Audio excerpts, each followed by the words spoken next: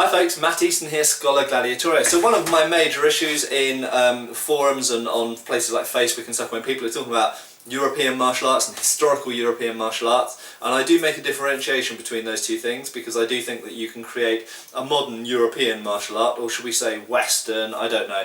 How do you define European, how do you define Western? Those are problematic terms. But historical European martial arts is easier to define, and of course historical means it's based on historical sources. But one of my main issues is when people go, oh well, you know, by combining this, that and the other, maybe combining my knowledge from Kenjutsu and Hema and fighting with Shinai or sticks and doing some LARP or whatever, I have created a new sword fighting system.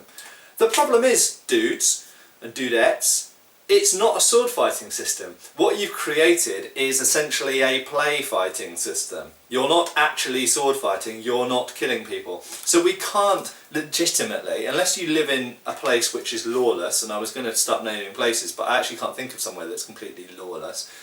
Unless you live somewhere which is lawless and some weird kind of Mad Max world, you're not going to be using swords to defend yourself from other swords and kill people.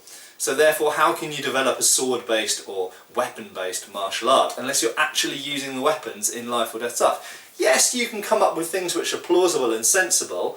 I could develop a system of knife fighting based on reports, crime reports and combat reports, and looking at violence today and historical violence as well, and looking at other martial arts systems. Yes, I could create a legitimate and plausible system of modern knife usage.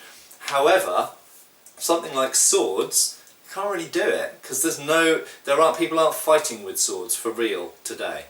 Okay, so there we go, guys. I think it's important that we recognise that if people are mixing and matching things in the modern world from different historical traditions and sources, then all they're creating is a modern kind of play fighting thing. It's not a real martial art because it hasn't developed in the time where those weapons, if we're talking about swords here, where those weapons were used.